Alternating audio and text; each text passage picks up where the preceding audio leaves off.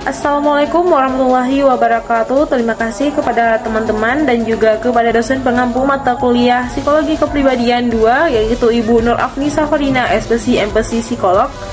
Kami dari kelompok 7 dengan letakkan saya sendiri Tasya Tawasania.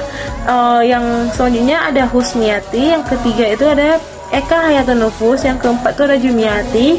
Dan kami di sini akan membahas tentang teori konstruk personal menurut George Kelly. Nah, di dalam konstruk personal itu adalah yaitu ada yang cara dalam melihat dunia yang membuat manusia dan juga hewan tingkat rendah mampu untuk memetakan suatu bentuk perilaku yang diformulasikan dengan implisit atau dilakukan secara implisit, diaplikasikan secara verbal atau sama sekali tidak dapat dielaborasikan konsisten dengan perilaku yang terjadi.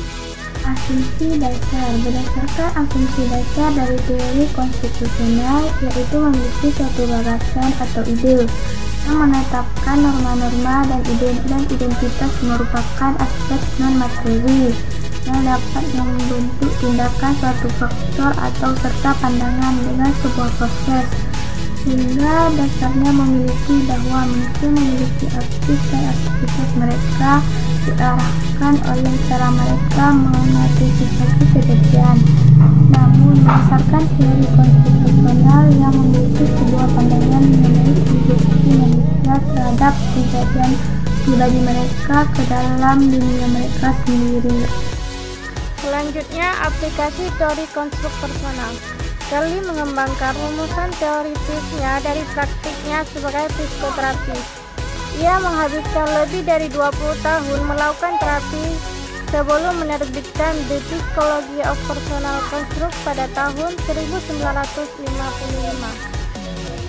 Di bagian ini, kita akan melihat pandangannya mengenai perkembangan abnormal, pendekatannya mengenai psikoterapi, dan terakhir, role construct repertory atau rep test yang ia kembangkan. Perkembangan abnormal. Kelly mendefinisikan 4 elemen umum dalam kebanyakan gangguan manusia. Yang pertama ancaman, kedua ketakutan, yang ketiga kecemasan, dan yang keempat rasa bersalah. Ancaman. Manusia mengalami perasaan terancam saat mereka mempersepsikan bahwa stabilitas dari konstruk dasar mereka dapat digoyahkan. Ketakutan. Berdasarkan definisi Kelly, ancaman meliputi suatu perubahan komprehensif dalam struktur inti seorang. Pada sisi lain, ketakutan lebih spesifik dan bersifat sekunder. Kecemasan. Kelly mendefinisikan kecemasan sebagai kesadaran bahwa kejadian yang dihadapkan pada seorang berada di luar jangkauan praktis dari sistem konstruk orang tersebut. Manusia mungkin merasa cemas saat mereka mengalami suatu kejadian yang baru. Rasa bersalah. Kelly mendefinisikan rasa bersalah sebagai perasaan kehilangan struktur peran inti seorang. Berarti seorang merasa bersalah saat mereka bertindak dalam bentuk yang tidak konsisten dengan perasaan siapa diri mereka. Psikoterapi. Sebagai satu teknik dalam mengubah konstruk klien, Kelly menggunakan prosedur yang disebut terapi peran tetap. Tujuan terapi peran tetap adalah untuk membantu klien mengubah pandangan mereka atas kehidupan konstruk personal dengan melakukan peran yang sudah ditetapkan sebelumnya. Hal tersebut dilakukan secara bertahap. Pertama, dilakukan dalam rasa aman relatif dari kondisi terapi, dan kemudian dalam lingkungan di luar terapi, tempat mereka akan melakukan peran tersebut secara menerus dalam waktu beberapa minggu. Rep test. Rep test juga digunakan oleh Kelly baik di dalam maupun di luar sesi terapi. Tujuan rep test adalah untuk menemukan cara-cara di mana manusia dapat melihat orang-orang yang signifikan dalam hidup mereka.